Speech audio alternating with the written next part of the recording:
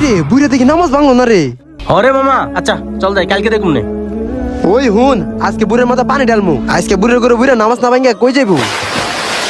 কি রে, বুড়ের ঘরে বুড়ের তো নামাজ চাইলো না, ওর ইমান শক্ত আছে। চল কালকে ওর মাথা ইট মারমু। হালারে মন চে মাইরা লাই। আসসালামু আলাইকুম বাবাজি। ওয়ালাইকুম সালাম চাচা, কিছু বলবেন? সকালে বাড়ি এলাইছিল তো খুব রাগারাগি করে গেছে, যদি কিছু অ্যাডভান্স টাকা দিতেন আমার খুব উপকার হইতো।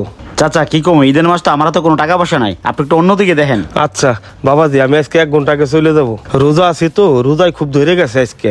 চাচা আমি যতদূর জানি আপনার ডায়াবেটিস সমস্যা আছে, কিডনির সমস্যা আছে, এত সমস্যার পর রোজা রাখেন, রোজা না রাখলেই তো পারেন। বাবাজি, দীর্ঘ 1 বছর পর পবিত্র মাহে রমজান আসে, এই রমজানে বেঁচে আছি। আগামী রমজানে বাঁচবো কি না বাঁচবো তারও ঠিক নাই। আমার জান থাকতে আমি রোজা ভাঙবো না, বাঁচবো আর কয়দিন। ঠিক আছে কাকা, আল্লাহ তাআলা আপনার মনে সকল আশা পূরণ করুক। হ্যাঁ মালিক রতন, এদিকে আয়। ওই রাখ রাখ, সারা ডাকে। আসসালামু আলাইকুম স্যার, ডাকছিলেন? ওয়ালাইকুম সালাম। শোন, আজকে চাচা 1 ঘন্টাকে চলে দেবো, চাচার কাজটা তোরা দুজনে মিলে শেষ করিস, ঠিক আছে?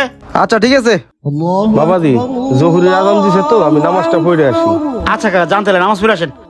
আয় তোরাও যা। ওই বেটা ওই, হালার বলা আমগো কামে দিয়া ওই নামাজ পড়তে যাবো। আয় ওর আজকে নামাজ পড়াই দিছি। হ্যাঁ চল।